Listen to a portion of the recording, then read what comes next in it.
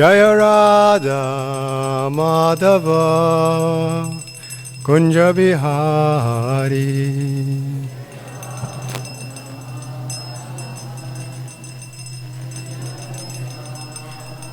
Jaya Gopi Janavallabha Girivaradari.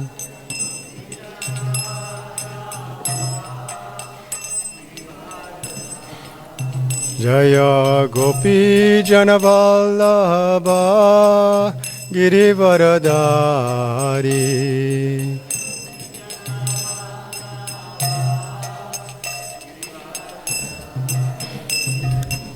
Yashodanandana Braja Janaranjana.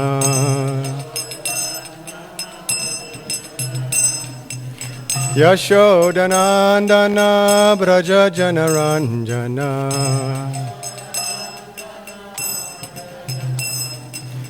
Yamuna Tira Vanachari.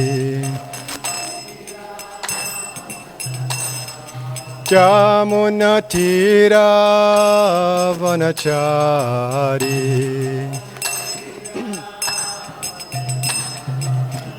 Jaya Radha Madhava Kunja Bihari.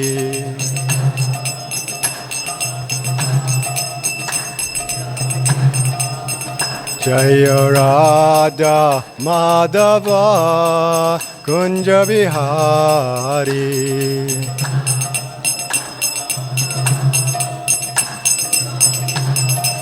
Jaya Gopi Janavallabha Girivaradari.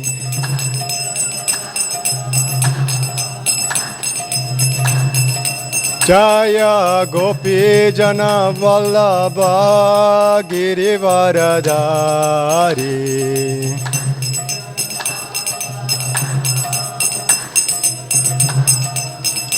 Jaya Yashodanandana Jaya Braja Janaranjana.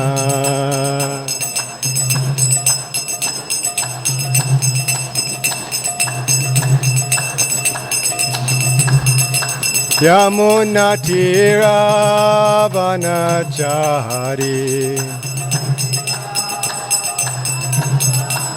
Yamuna Tira Vanachari. Jaya Radha Madhava Kunja Bihari.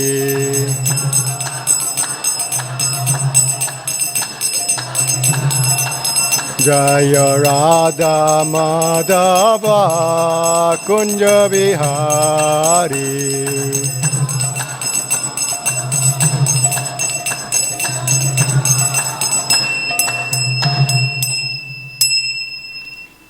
Shri Shri Radha Madhava ki jai, Shri Shri Radha Radhanath ki jai, Ananta Koti Vaishnava Vrinda ki jai.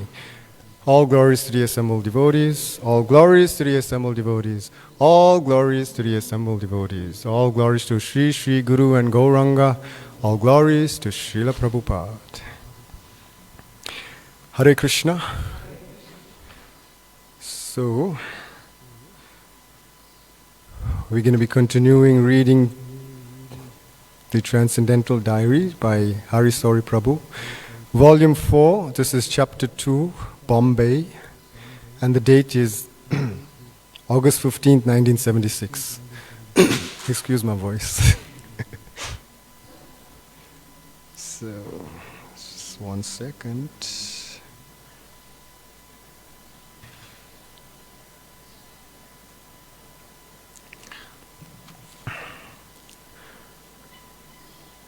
Om Namo Bhagavate Vasudevaya. Om Namo Bhagavate Vasudevaya. Om Namo Bhagavate Vasudevaya.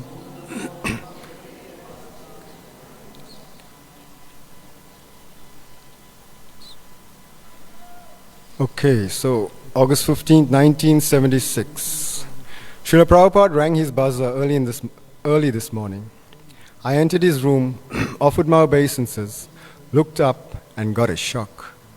Srila Prabhupada was smiling, revealing a gap where his tooth should have been. With mixed dismay and surprise, I asked, Srila Prabhupada, what happened to your tooth?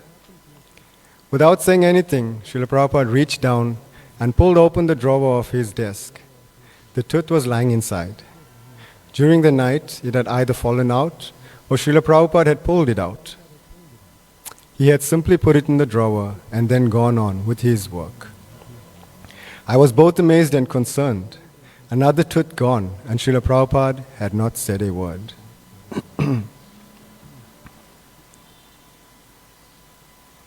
But then, as I sat before him, another thought flashed through my mind. In Sri Chaitanya Charitamrita, I recalled how, because Maharaj Prataparudra was unable to personally associate with Lord Chaitanya himself, it occurred to me that at some point in the future, my personal service to Srila Prabhupada would stop. However, if I had the tooth, I could worship it instead and get some benefit. But I was torn. I knew full well that the spiritual master is never to be asked for anything. Yet at the same time, I realized that within a second or two, he would close the drawer and the tooth would disappear into the bowels of the death. I made a snap decision and hoped I wasn't being offensive. Srila Prabhupada, do you think that I could have the tooth? Srila Prabhupada didn't say a word. Reaching into the drawer, he picked up the tooth and with a smile dropped it into my hand. Ecstasy. With relief and excitement surging through me, I offered my obeisances and returned to my room, eager to give it a closer inspection. Thank you, Prabhu.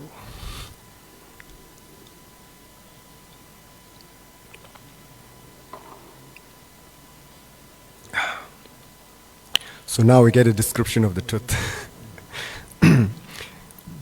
The tooth, a lower canine, is astonishing.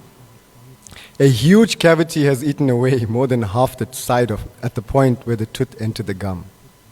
Bits of prasadam, spices and the like, are lodged inside, as if some squirrel has stored them away for a rainy day.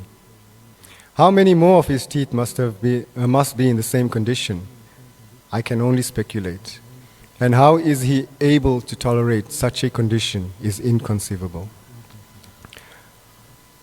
I have carefully put the tooth in a bag with other pieces of his paraphernalia. When the right time comes, I shall worship it and thus keep up my direct service to His Divine Grace's transcendental body. So we see, Prabhupada is an old man now, 1976, and he's performing his Krishna conscious activities without any complaint, even though the body is failing, I mean, I had a cavity not so long ago, and when something gets lodged in there while you're eating, the pain is excruciating. And we have to go for a filling or pull the tooth out or something. But Srila Prabhupada, he's not an ordinary person.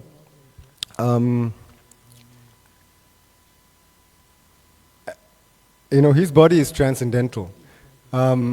We see, even when he was traveling to America, on the cargo ship Jaladuta, that he suffered 2 heart attacks.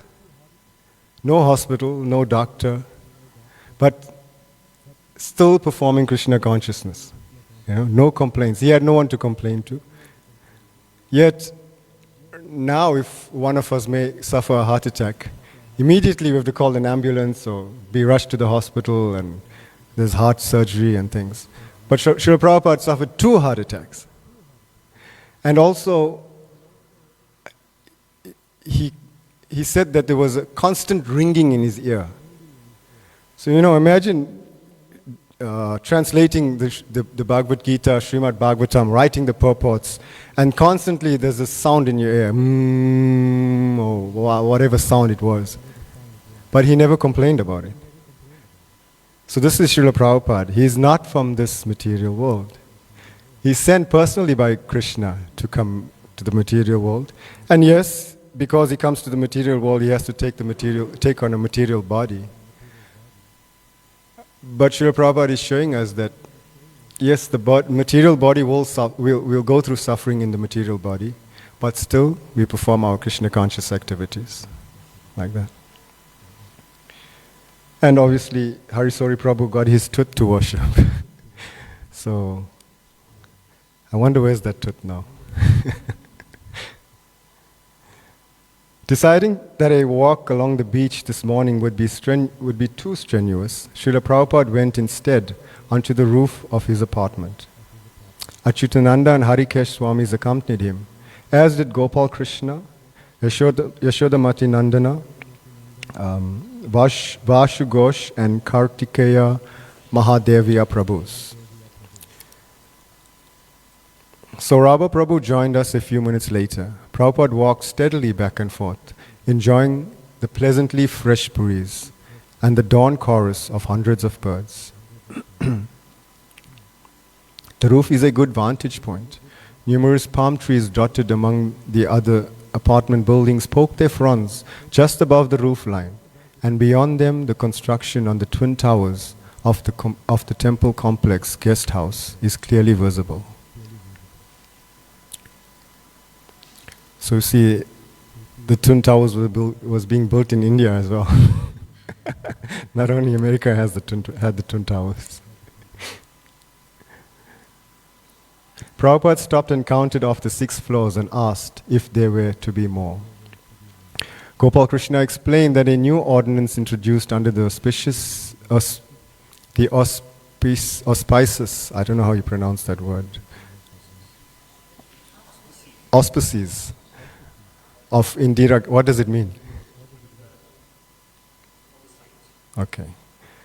So under the auspices, the oversight of Indira Gandhi now limits the height of any building in Bombay to only 5 floors. In order to complete the 6th floor on the towers, they had to work at night. As he walked, Gopal Krishna told Prabhupada that Sri Lakshna Pandit, the sister-in-law of one of our Western devotees, and a famous actress and singer, was scheduled to sing bhajans at our pandal tomorrow. He wondered if that was all right. Yes, Prabhupada told him. Before the deity, one can do. Before deity, one can show devotional activities, but not otherwise. Otherwise, it will be a sense enjoyment. Just to make doubly sure, Gopal Krishna said, in Vrindavan, once you told me not to have the Rasa Leela by these professionals also. No, before the deity, everything, Prabhupada told him. Achyutananda Maharaj also had a question about a program involving outsiders. We are invited to do kirtan to inaugurate a Bhagavad Saptaha, and the Dwaraka Shankaracharya will be present. He said that since Sumati Morarji is the patron of the event, he assumed it would be a Vallabhacharya sect function. Prabhupada was agreeable. No, we have no objection with Vallabha. Then he mentioned the letter he had recently sent to Sumati Morarji from France. About that Vallabhacharya, she wrote me a letter. I've replied it. Yes, Giriraj told me, Achyutananda said. I never mentioned. And the conversation goes on. And then Achyutananda explained, their history is that Vallabhacharya had the dream and discovered at Govardhan the Srinathji, Gopal deity, and there was no Madhavendra Puri. Srila Prabhupada gave a little look of surprise. Acha, but in the court it has been established. One lawyer in Delhi, he told me that this deity belongs to the Gaudiya Sampradaya. How did it come to them, Achyutananda asked. Somebody delivered to Vallabhacharya. Madhavendra Puri is not possible, somebody else. Then Srila Prabhupada asked, Dwaraka Shankaracharya, he's a Mayavadi, and he'll give Bhagavata. So he's asking if the Dwaraka Shankaracharya is going to speak on the Bhagavatam. No, Achyutananda told him. He's just going to give blessings. He's presiding, I guess. So then Srila Prabhupada became satisfied because this Mayavadi was not going to speak. But like we also, we get invited to so many programs. The devotees get invited to do kirtan or, give some talk or something. And it's a good opportunity to give the holy name, do some Krishna Katha. But as we read along, we'll see that Prabhupada didn't want us to hear from Mayavadis, those that are not devotees, not bhaktas. Apparently satisfied, Srila Prabhupada walked for a few minutes. But then he brought the matter up for discussion again. Bhagavad Saptaha, it is not authorized, he said. No, Achyutananda Maharaj acknowledged. But in some editions of Bhagavatam, they have a Bhagavata Mahatmyam. And there's a story about Bhakti and Gyan and Vairagya and Narada Muni. Prabhupada shook his head disapprovingly. That no Acharya has mentioned. That's Gita Press again. Achyutananda added, they say how this is the instruction for how Bhagavata should be read in 7 days up to this canto. Prabhupada dismissed it. Gita Press was Mayavadi.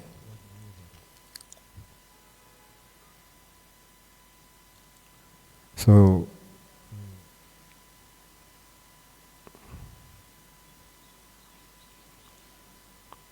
yeah, we shouldn't listen to Mayavadis. Shouldn't hear anything from Mayavadis. And practically,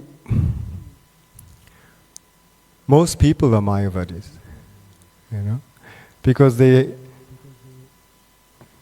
or at least in my experience, I've spoken to so many people, and when you ask them, what is their conception of God, most of them say that God is some light or something. And they don't understand that God is really an actual person, the supreme person. So their philosophy is all concocted, all wrong. So always attentive to everything, as Srila Prabhupada walked, he noticed a light on and had it switched off.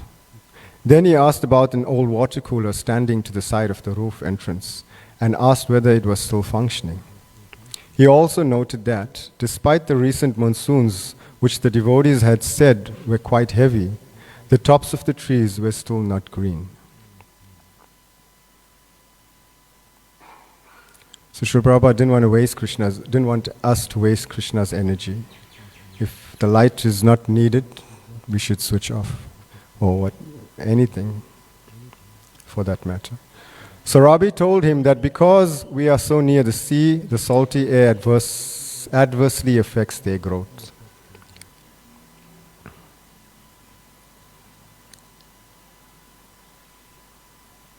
After about 25 or 30 minutes, Prabhupada decided to sit for a while. Achyutananda Swami is also very sharp. He noticed that Prabhupada had new japa beads and commented on it. Prabhupada smiled. Yes, from Tulsi. It was made in Honolulu. In Honolulu, Tulsi plants are very luxurious. Dr. Patel arrived, having curtailed his usual walk on the beach early when he didn't see Prabhupada by the sea. He quickly inquired from Srila Prabhupada about his health and whether he was taking any medicine. Prabhupada accepted his concern, but in his usual self-effacing manner, shook his head and quoted Srimad Bhagavatam 10:1-4, saying that the real medicine is the chanting of the holy name. Nivritta Tashrai Upagiyamanat. This chanting is properly done by a person who has fully satisfied his material desires, satiated, no more. Bhavaushadi, and it is the medicine for this bhava roga. Bhava, punar bhava. Once take your birth, then die, then punar bhava. So this is bhava roga. So except Pashugna, animal killer, nobody can be aloof from this chanting of Hare Krishna mantra. It is bhavaushadi. So this verse that Srila Prabhupada is speaking from the Srimad Bhagavatam 10:1-4 is An amazing verse, you know. I'd like to read the translation and also the purport that Srila Prabhupada gives on this verse. If we get a chance, we should read. I'll read a little bit. So the verse is Nivrita Shastrai Upagiya Manad Bhavav Shada Shrotra Manobhira Mat Ka Uttama Shloka Gunanu Vadat Puman Virajyata Vina Pashugnat. What it means is, glorification of the Supreme Personality of Godhead is performed in the Parampara system. That is, it is conveyed from spiritual master to disciple. Such glorification is relished by those no longer interested in the false temporary glorification of this cosmic manifestation.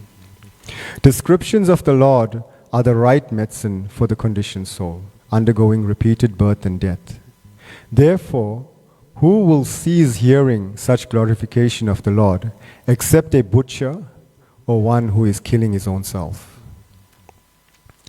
So, in the purport, Srila Prabhupada says that if we hear the glories of the Supreme Personality of Godhead from liberated persons, this hearing will certainly free us from the bondage of material activities.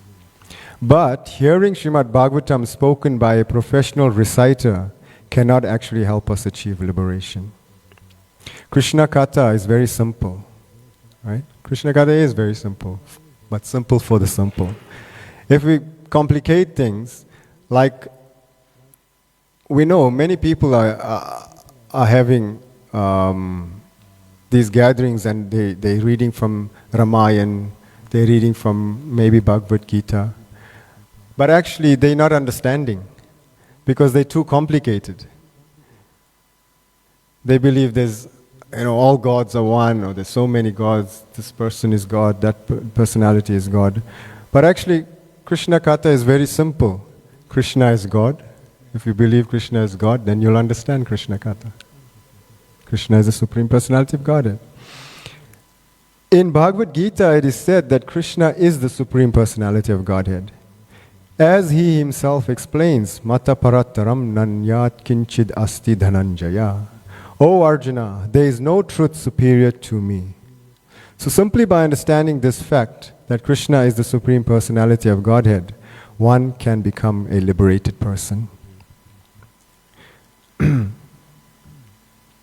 But especially in this age, because people are interested in hearing Bhagavad Gita from unscrupulous persons who depart from the simple presentation of Bhagavad Gita and distort it for their personal satisfaction, they fail to derive the real benefit.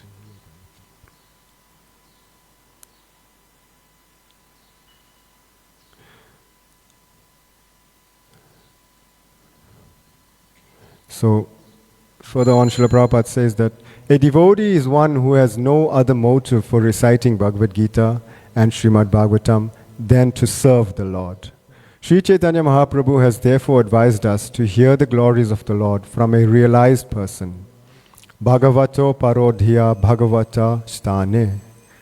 Unless one is personally a realized soul in the science of Krishna consciousness, a neophyte should not approach him to hear about the Lord, for this is strictly forbidden by Srila Sanatana Goswami.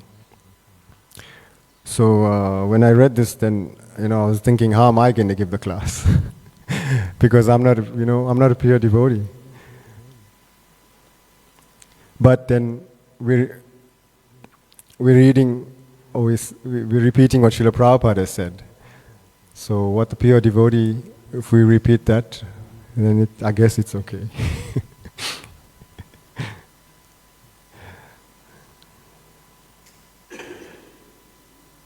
The instructions of Bhagavad Gita and the descriptions of Srimad Bhagavatam are so pleasing that almost anyone suffering from the threefold miseries of material existence will desire to hear the glories of the Lord from these books and thus benefit on the path of liberation. Two classes of men, however, will never be interested in hearing the message of Bhagavad Gita and Srimad Bhagavatam. Those who are determined to commit suicide and those determined to kill cows and other animals for the satisfaction of their own tongues.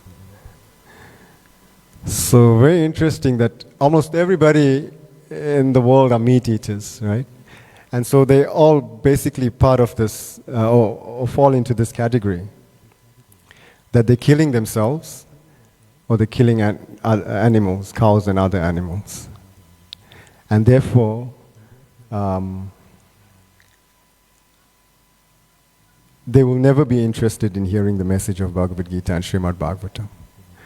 But what is the duty of the devotee? To make sure that they hear it. But how? If they will never be interested. And that's why we have to go out and distribute the holy name. Because the holy name is so powerful, like Prabhupada is saying here. Harisori Prabhu is quoting Srila Prabhupada. Prabhupada is saying, the real medicine is the chanting of the holy name. It is the injection. You know, like you go to the doctor, you get a flu, he'll give you some tablets, but the real thing is the injection, because it gives the direct cure into the bloodstream. Right? So therefore, we go out and distribute the holy name. Why? Because the holy name can purify the atmosphere. And if it purifies the atmosphere, those that are in that atmosphere also, it changes their hearts. Because the atmosphere becomes purified, it becomes, more in the mode of goodness. And then it becomes more conducive to accept the holy name. And when the holy name enters into the ears and makes its way to the heart, and then the heart softens. Cheto darpana marjanam. The heart becomes cleansed. And then they become more receptive. So Harinam, I always say this Harinam, people think, this man here is crazy. There's other things to do. But Prabhupada said, lock the temples and go out. Unfortunately, devotees are not doing Harinam, not going out in the streets, because other things have taken a priority.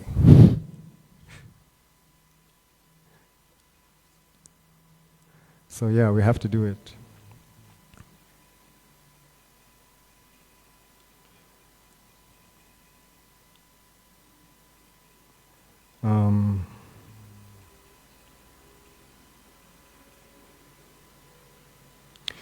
So Srila Prabhupada, towards the end of the purport, he says,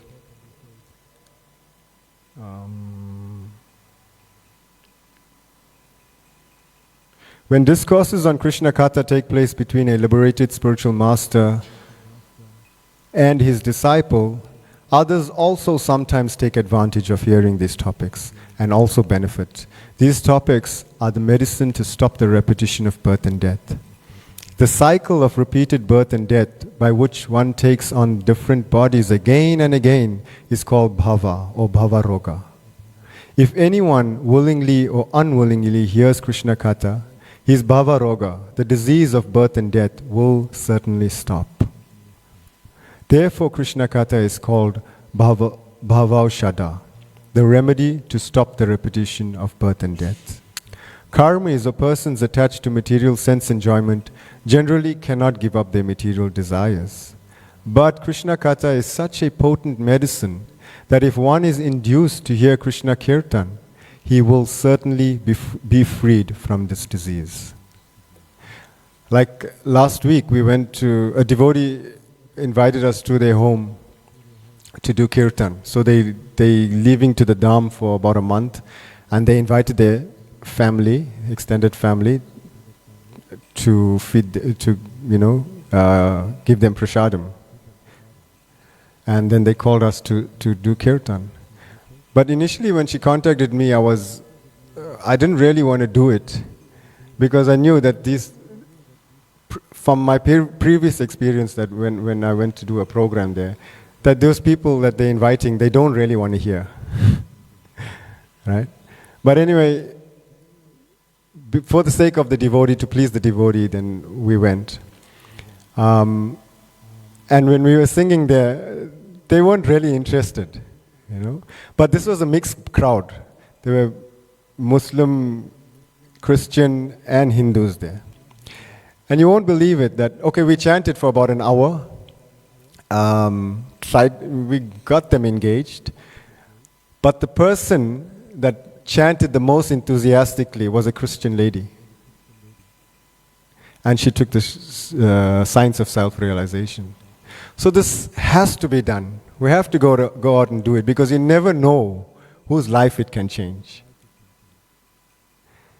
And this Christian lady said that she will read the book. Right, Raghunath Bhatt Prabhu? Yeah. And when we were chanting there, you can see that these people are not interested. So I was just focusing on that lady because she was most enthusiastic about it, And that's what kept me going. I think,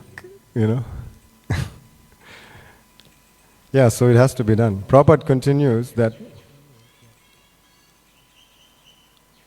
a practical example is Dhruva Maharaj, who at the end of his tapasya was fully satisfied. When the Lord wanted to give Dhruva a benediction, Dhruva refused it. Swamin kritartosmi varam na yache. My dear Lord, he said, I am fully satisfied. I do not ask for any benediction for material sense gratification. And then Prabhupada continues, we actually see that even young boys and girls in the Krishna consciousness movement have given up their long practice of bad habits like illicit sex, meat eating, intoxication and gambling. Because Krishna consciousness is so potent that it gives them full satisfaction. They are no longer interested in material sense gratification. So this is what, as devotees, what we have to do. Because we are here. This happened to me.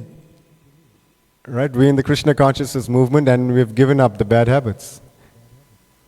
And I'm sure this is many of us. We came into contact with Krishna Katha, with the holy name, with hearing about Krishna.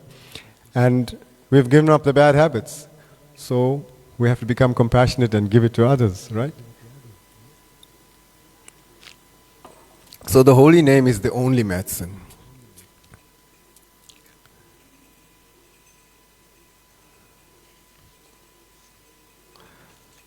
We'll continue. Sorry, I just went too long on Dr. Patel laughed. Shall we call that Pandit Ayurveda Charya of India for you, if you don't believe in our medicine? Srila Prabhupada also laughed. No. What I mean to say, Dr. Patel continued. So Dr. Patel now is preaching to Prabhupada. Is that Kshetra, body, and Kshetragya, its owner, are dependent on each other. If there is no Kshetra, there will be no Kshetragya to stay. So you have got to look after that Kshetra.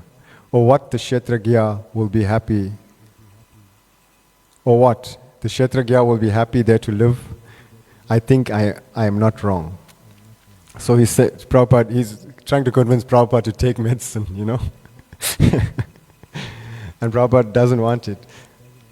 So Prabhupada said, no, you are right. The Kshetra is changeable and the Kshetragya is permanent. And the discussion goes on for a little while. But Srila Prabhupada is saying that, he doesn't want to take all these modern medicine.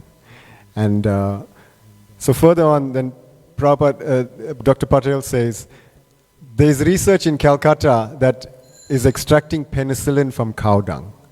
Prabhupada knew about it, adding that Dr. Manmohan Ghosh, a pathologist of Dr. Jagdish Chandra Bose, conducted the original research, proving the antiseptic properties of gobar. Dr. Patel said there were many medicinal properties in cow urine also. Gomutra, sir. There are so many hormones coming, and a big sample of hormones which can be resynthesized as human hormones. And Prabhupada agreed, saying that if it was drunk, it was good medicine for liver disease. So, yeah, we know this, that cow urine and cow dung has so much of medicinal values. And we used to sell it in the gift shop, but I don't see it there anymore because I used to buy it and drink as well. It's potent. It's very strong. But yeah, it helps.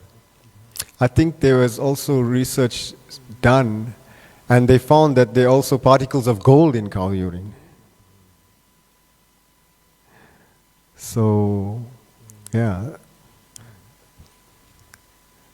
Therefore, Krishna says we should protect the cow protection.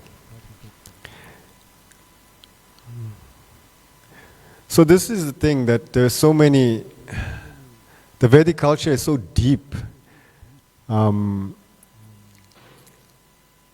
there's so many natural cures for diseases. Unfortunately, we don't know about it. Well, now they're starting to do research, and Westerners are getting into it. So that's a good thing. And yeah, I think that maybe we should also research it, and natural cures are best. Even I don't like taking modern medicine. In fact, when I go to the doctor that I've went to for years, he always asks, like, where have you been? Because I think I've been to the doctor maybe 10 times in my entire life. Yeah. But natural living, I guess, and also realize that living where I live, because it's a natural environment, it's a farm. I live in a farm. And I've noticed that people in the farm are very strong, and they hardly get sick. So, yeah, Prabhupada wanted farming communities for devotees as well. And then now we see that Vedic culture is the real thing. And city life is bad for us.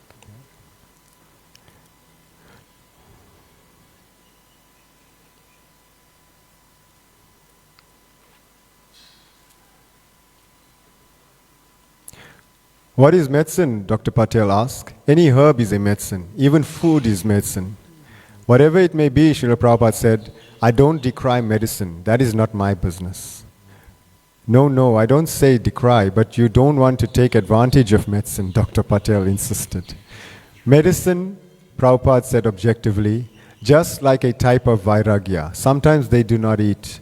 That does not mean eating is forbidden. It is not. It is my personal, I'm trying to avoid, that's all. So Prabhupada is adamant that he doesn't want to take this medicine, and Dr. Patel, I don't know why he's trying to convince him.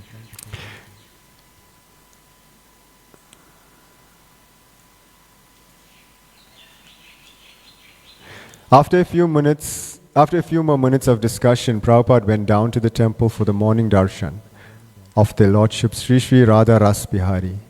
He also accepted Guru Puja, but there was no class. A letter arrived from Ambarish Prabhu. He presented Srila Prabhupada with a proposal regarding his donating funds to ISKCON.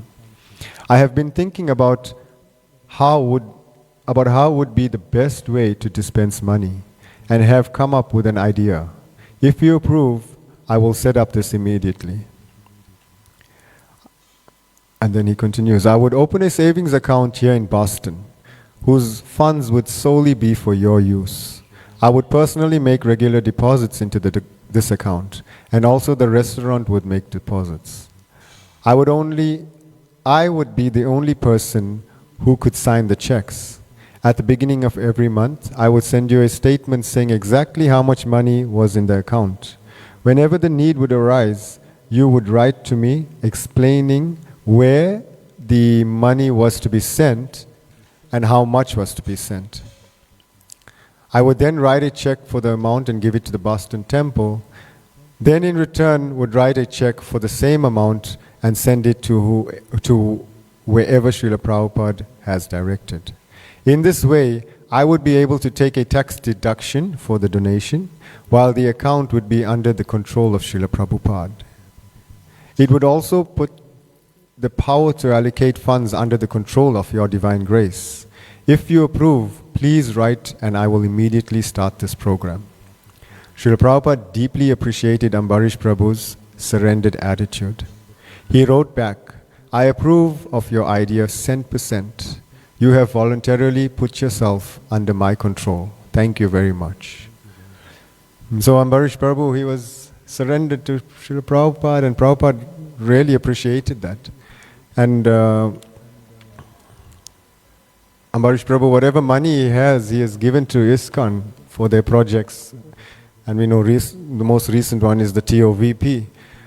And recently he suffered a stroke or a heart attack. What was it? A stroke, I think. Yeah, but I think he's recovering well. So we can pray for him. I mean, he gave his life to Srila Prabhupada, gave everything to Srila Prabhupada. And yeah. So we can use whatever we have in Srila Prabhupada's service, in ISKCON service, Krishna service. We have money, we can use it. We have talents, we can use it.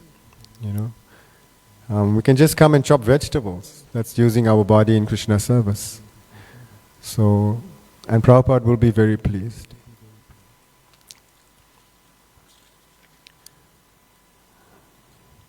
Today is Indian Independence Day. So at noon, some of the karmis who live on our land assembled in the modest park in front of Srila Prabhupada's building. They stood in silence for a minute before a small statue of Gandhi before holding their celebration.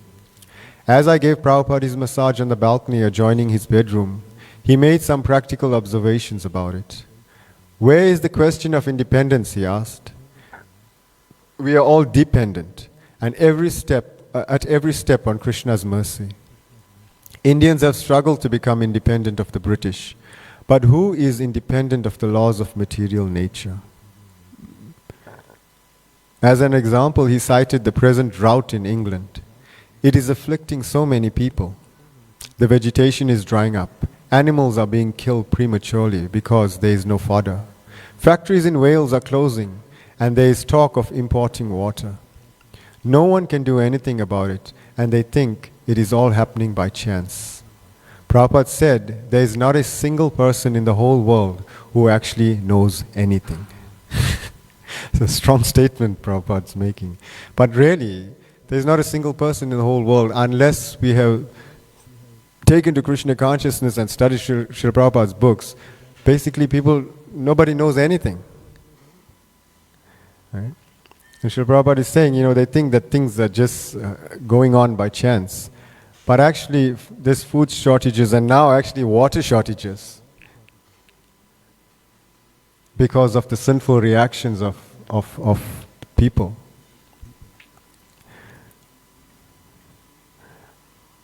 Yeah, so Srila Prabhupada said, not a single person in the whole world who actually knows anything. Then Harisari Prabhu says, no one except you, Srila Prabhupada. He smiled and without ostentation or false modesty said, is that just flattery or do you actually acknowledge that? And then Harisari Prabhu says, I assured him it was not just eulogy and Prabhupada accepted it with pleasure as a heartfelt submission. He recalled how his Guru Maharaj used to call everyone boka, a strong word meaning a complete fool or rascals. I used to think, why does he call everyone like that? But now I see it is a fact, he said. All big scientists, philosophers, they are all fools and rascals. Yeah. Actually, it's true because these scientists, these philosophers, they put up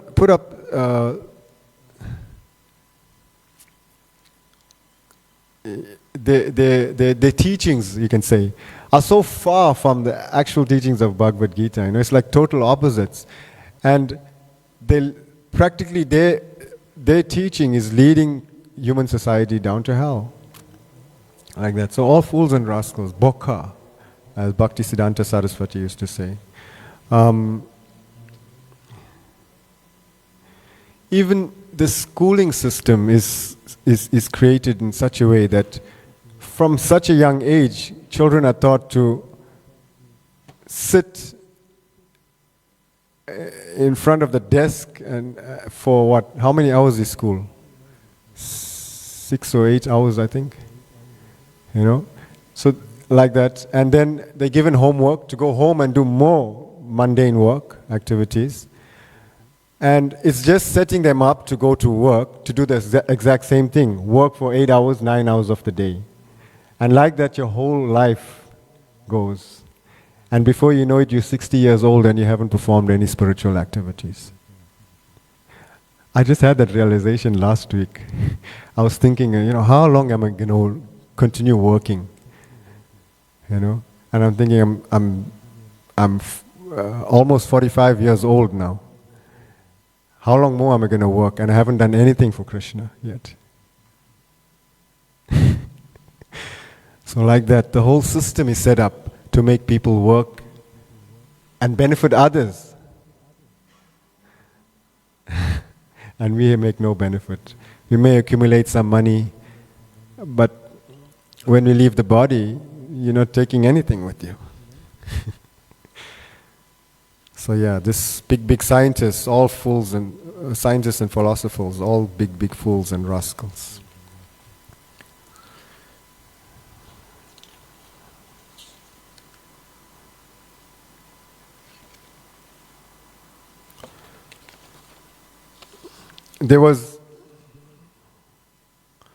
It's almost time. Is there any questions or comments or anything thus far?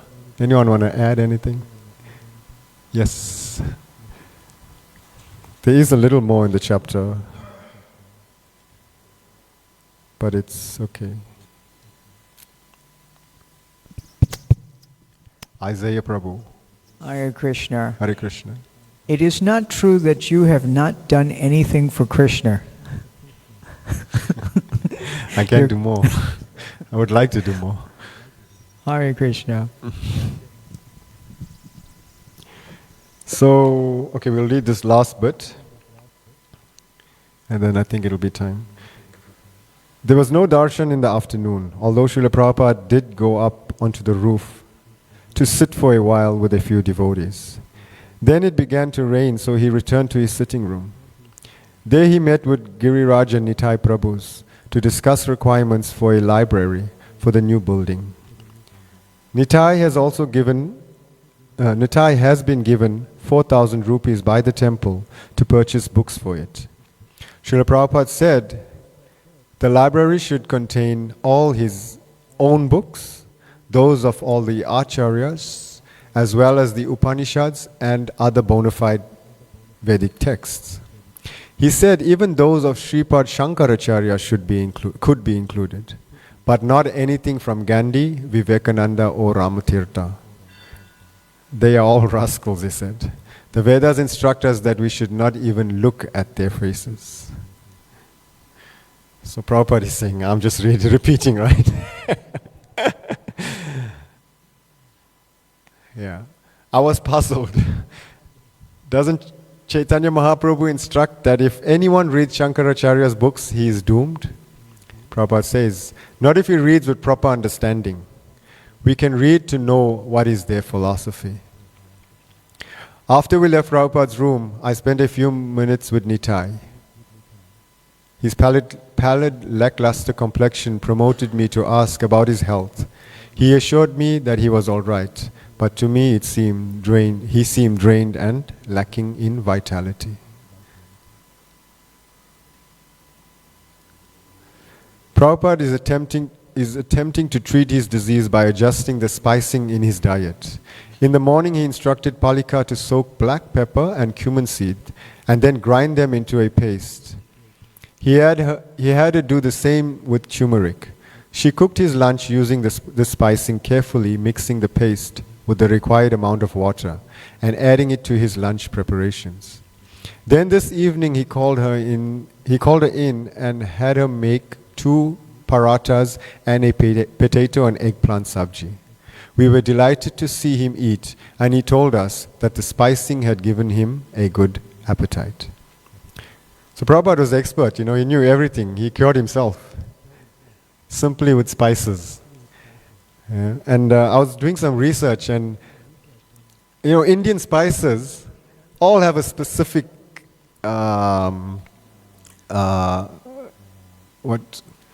what's the word? A specific effect on the body. So it's not just there for making the food taste good. or the prasadam tastes good. All these spices have a certain effect on the body. So there's no reason to go buy vitamins or supplements and things and take. All you have to do is know what spices to take and in what quantities. So, yeah, we should also maybe introduce that if anybody knows about devotees know about cooking. And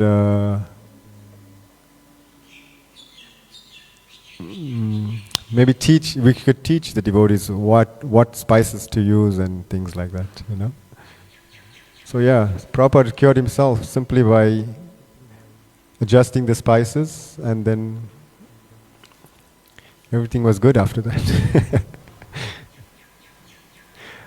And then one more instruction. Along with a flower garland and fresh sandalwood paste, I have also been offering Prabhupada watermelon every afternoon after his post-lunch nap. The melons are so large that I only use a portion and save the rest in the refrigerator for later use. Srila Prabhupada happened to notice it and told me to stop, declaring, cut fruit must be distributed immediately.